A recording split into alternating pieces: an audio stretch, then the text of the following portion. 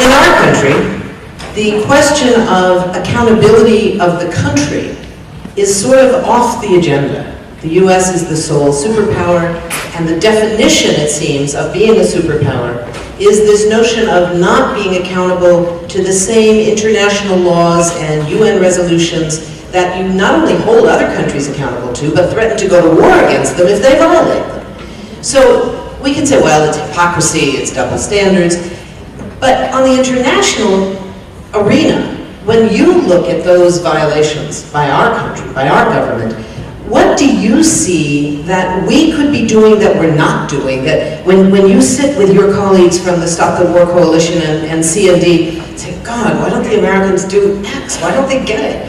What is it? What are those things that you see that we miss because we're too immersed in it?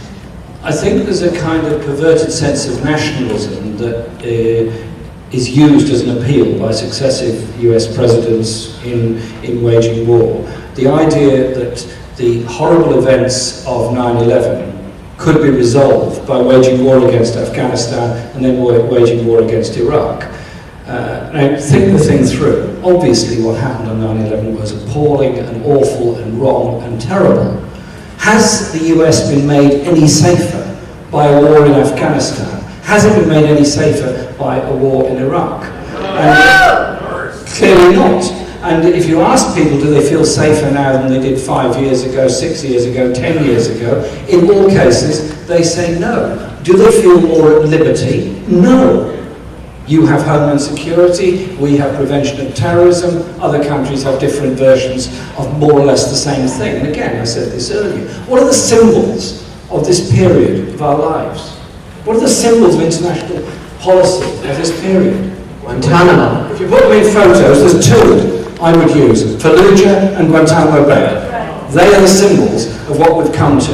So we have to recognise there's got to be a different way of doing things. And that means there has to be a following of international law. Now, absolutely specifically, the UN Charter says you can go to war if you are attacked as an act of self-defence. Was Iraq attacking the USA and Britain? No. Was Iraq equipped with weapons of mass destruction? No. Why then did Britain and the USA conspire together to prevent Mohammed al-Baradei and Hans Blix returning to Iraq in January 2003? Answer, because they were going to come back and confirm there were no weapons of mass destruction, therefore there was no basis for the war. Hence the big lie that took place after that. International law has to be something that we force our governments to adhere to. Britain is not perfect in this matter either, but there is a difference in that there's a tradition in Britain that it does ratify all treaties that are signed.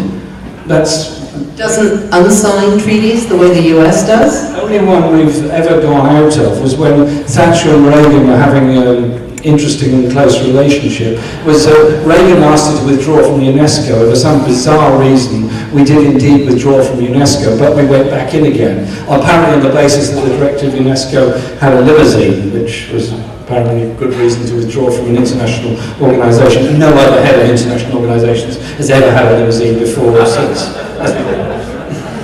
Well, let me ask something else about the UN, though, because there was an issue that came up about this question of self-defense. Now, you were quoting the UN Charter, it's Article 51, that says a nation has the right of self-defense if it has been attacked. But there's another qualification in that same article that says it has the right of self-defense if it has been attacked. If is the first qualification. The second qualification, it says until, only until such time as the Security Council can meet and decide how to deal with the threat. And of course, in the case of Afghanistan, within 24 hours after the 9/11 attacks, the UN Security Council did meet, voted unanimously to support the US position, and in fact, they not only voted for it, but they each stood up to cast their vote to make it more powerful. And that resolution that the US had drafted said nothing about a military attack against Afghanistan. It spoke only of some financial issues around tracking terrorist money trails. It was really quite narrow. Not because the US was afraid they might not get their way, but because they did not want the UN to have the right to say yes or no, it's legal or it's not legal. That would be giving the UN, in the position of the Bush administration, too much power. How do you see we can change this view, not of the public in the US, because despite all this anti-UN propaganda, the public in the US is still pretty supportive of the UN. But at the level of being such a powerful superpower, there's a view that we can ignore UN requirements with impunity. How do we hold the US accountable? What can other countries do and what can we do to force a new level of accountability? I think one of the problems is that no country's parliaments effectively hold to account what their governments do at the UN in their name. None of them do. I don't know of any country that has an effective monitoring of what goes on in the UN. And indeed, when there was give an example of this, when there was an election on recently for a place on the Security Council, it was between Venezuela and Guatemala for the Latin American seat on the Security Council. I asked questions of the British Parliament about who we had voted for. And I thought it perfectly reasonable that me as an elected member of Parliament should know what the Foreign Secretary does in my name at the UN, who our vote was cast for. And I was told it was a secret, and I couldn't possibly be told this. So I went to the Foreign Office and said, who did we vote for? They said, well, we really can't tell you. I said, well, it was a choice of one or two. One began with a G and the other with a V.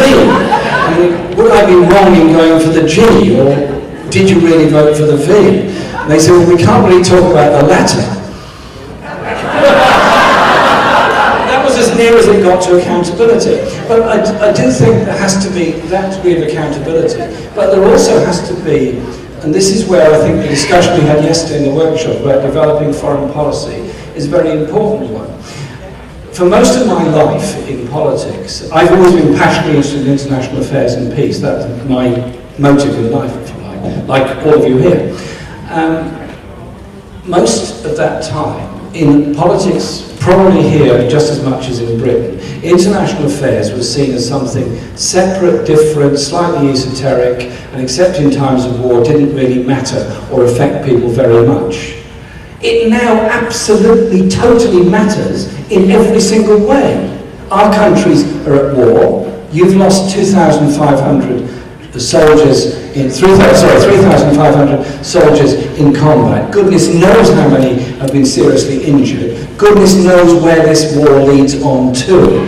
Therefore, it's a question of campaigning, it's a question of education, and a question of justice. Think it through. Can we live in a world at peace when a quarter of the world's population, maybe more than a quarter, live on the brink of starvation? When most people in sub-Saharan Africa have a falling living standard, falling life expectancy, and terrible poverty ahead of them, and all we can offer is massive expenditure on nuclear weapons, on wars that are unwinnable, and the prospect of more wars that are unwinnable. We have to reassess. If we want peace, there has to be justice. If we want justice, there has to be equality. If we want equality, there has to be sharing. Let's look at those things first.